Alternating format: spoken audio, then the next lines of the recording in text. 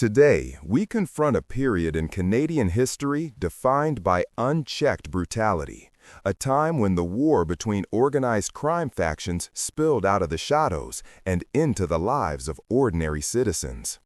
This is the story of Scott Steinert, a high-ranking member of the Hells Angels motorcycle club in Montreal, a man whose reputation for violence was so fearsome that his very presence defined the chaos.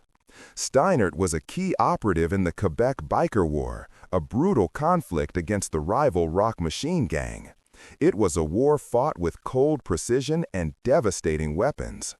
But in the pursuit of gang dominance, Steinert is generally regarded as the man behind an action that crossed an irreversible line, a car bomb intended for a rival that instead claimed the life of an innocent 11-year-old boy, Daniel Desrochers. This is the story of the outlaw who unleashed terror, the political fury that followed, and the violent, deserved end of the man known on the streets as the Animal. As always, my name is Cody. I run this channel with my partner Katie. Welcome or welcome back to What's the Story? A reminder, if you do find today's video interesting and informative, be sure to like and subscribe for more stories told by yours truly. Now, grab a snack and a blanket, and let's dive in. Scott Steinert was born in 1962. He was drawn to the outlaw motorcycle club culture, a world of strict hierarchy, absolute loyalty, and the pursuit of power through illicit enterprise. He eventually earned his patch, becoming a full-fledged member of the Montreal chapter of the Hells Angels. In the 1990s, the Hells Angels in Quebec, led by figures like Maurice Boucher, were intent on achieving a complete monopoly over the drug trade, particularly in the lucrative markets of Montreal and the surrounding areas. Their main rival was the Rock Machine. This was no traditional turf war fought with fists and knives. This was a professional, high-stakes military conflict where the prize was hundreds of millions of dollars and the weapons were military grade. The Hells Angels operated with ruthless efficiency, and Steinert was a crucial cog in that machine. He was known for his extreme lack of remorse and his willingness to use any means necessary to intimidate rivals and enforce Hells Angels' dominance. As the war escalated, the two factions moved from simple shootings to sophisticated bombings, often targeting each other's strongholds, associates, and places of business. The violence became a daily reality in Montreal, but the city was still largely separated from the chaos. That separation was about to be violently erased. Scott Steinert gained a reputation not just as a reliable soldier, but as a strategic architect of violence. He specialized in aggressive, decisive acts designed to inflict maximum terror and damage. His tactics focused on eliminating mid-level competitors, paralyzing the Rock Machine's infrastructure, and sending an unmistakable message to anyone considering crossing the Hells Angels. The nature of the biker war in Quebec differed dramatically from other gang conflicts. It was often carried out in public, with daylight shootings and, increasingly, the use of powerful explosives.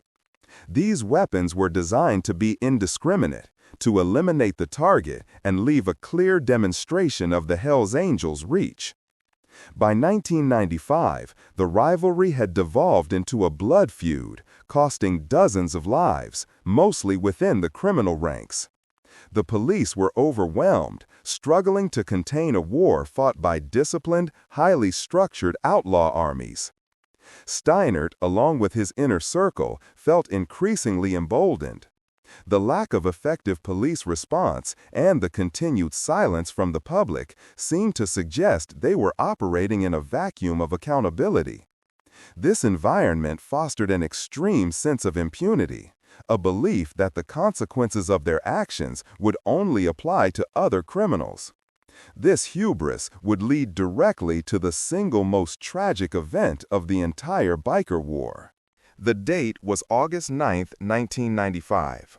The target of the planned attack was Richard "Ricky" Mayrand, a known associate of the Rock Machine.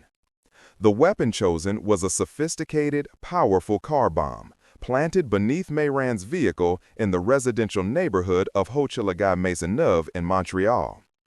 Scott Steinert is generally regarded as the man who was instrumental in organizing and executing this specific attack.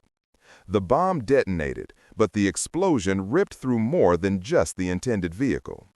Just feet away, 11-year-old Daniel Desrochers was playing in the street. The blast was catastrophic, sending shrapnel and debris into the immediate area. Daniel was instantly and mortally wounded. He was rushed to the hospital, fighting for his life, but succumbed to his injuries a few days later. The death of Daniel Desrochers changed everything.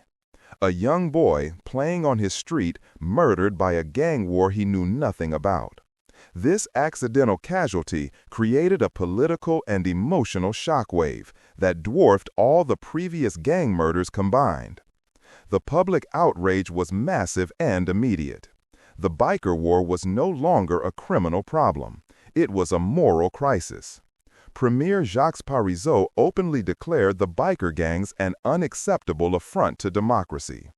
This event became the catalyst for drastic legislative change and a massive police response designed to finally dismantle the biker empires. Steinert and the Hells Angels had finally crossed the line, from organized crime figures to public enemies. Following the murder of Daniel Desrochers, Scott Steinert became one of the most wanted men in Quebec. The police pressure was unprecedented. The government provided massive new resources, and the goal shifted from simply containing the violence to eradicating the gangs entirely. Steinert, already known for his explosive temper and violent tendencies, retreated into the shadows, attempting to evade the dragnet. He knew that the charge of orchestrating the bombing, regardless of the unintended target, was a death sentence for his freedom. His final end came swiftly. On November 4, 1997, Steinert was found dead in a motel room in Laval, Quebec. He had been shot. The official cause was determined to be a suicide. However, in the shadowy world of outlaw bikers, where loyalty is everything until it's convenient, many questions remain about the circumstances of his death. Whether it was self-inflicted or a sanctioned suicide by his own organization, desperate to cut loose a liability that had brought the full weight of the state down upon them, the result was the same. Scott Steinert was silenced. The death of the Hells Angel known as the Animal closed one chapter of the biker war. But the memory of Daniel Desrochers and the political revolution his death inspired remains the true legacy of that devastating period. The war would continue, but the murder of the 11-year-old boy secured new laws, new police powers, and a new resolve to permanently dismantle the criminal empires that had terrorized Quebec for far too long. Hey there! Before you take off, we'd just like to take a second and say that we really appreciate you sticking around to the end of the video. Katie and I are so grateful for the incredible Case Files community, so thank you for being a part of it. If you want to help the Case Files continue to grow, one of the easiest things you can do is leave a like on this video and consider subscribing. Be sure to hit that notification bell as well and select all notifications to stay up to date with our latest releases. We want you to know that we truly appreciate every like, sub, share, and comment that you send our way. Once again, thanks so much, and we hope to see you soon.